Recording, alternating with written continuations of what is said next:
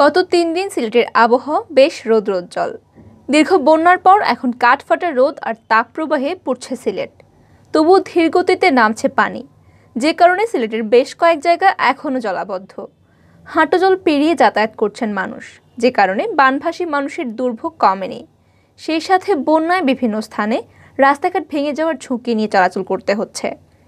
এমন ভোগান্তি দেখা গেছে সিলেটের দক্ষিণ সুরমার কয়েকটি এলাকায়। কোথাও হাঁটু পানি, আবার কোথাও কোমর সমান পানি।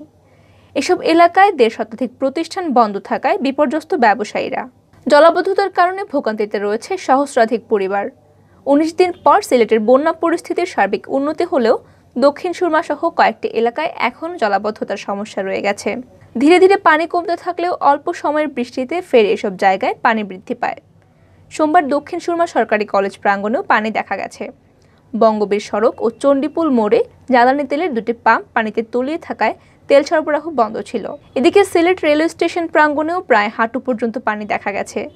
এতে রেল স্টেশনে নামার পর গন্তব্যে যেতে যাত্রীদের দুর্ভোগ পোহাতে হচ্ছে। অনেক যাত্রীকে মালপত্র নিয়ে ময়লা পানি মারিয়ে স্টেশনে প্রবেশ করতে দেখা গেছে।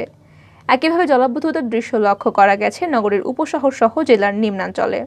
স্থানীয় কয়েকজন বাসিন্দা জানান, কুশিয়ারা নদীর পানি না কমায় এলাকার পানি নামছে না।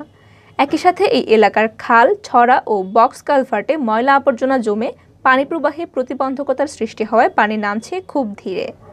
সিলেট পানি উন্নয়ন বোর্ড পাউবো জানিয়েছে, সিলেটের নদ নদীর পানি সুনামগঞ্জ দিয়ে নামে। সুনামগঞ্জে পানি বেশি থাকায় পানি নামতে সময় লাগছে। এদিকে বন্যা কবলিত এলাকায় রাস্তাঘাটে জমে থাকা ময়লা পানি ও আবর্জনা থেকে দুর্গন্ধ ছড়াচ্ছে। বন্যায় ভেঙে যাওয়া ক্ষতবিক্ষত রাস্তায় চলাচল করতে গিয়ে চরম দুর্ভোগ পোহাচ্ছেন সংশ্লিষ্ট এলাকার বাসিন্দারা। সিলেটের এদিকে কিছু দুর্গত এলাকায় ত্রাণ সামগ্রী বিতরণ ও চিকিৎসা সেবা কার্যক্রম অব্যাহত ছিল। বসতঘর ক্ষতিগ্রস্ত হওয়ায় ও ঘরে পানি থাকায় উল্লেখযোগ্য সংখ্যক বানভাসী এখনও আশ্রয়কেন্দ্রে বসবাস করছেন।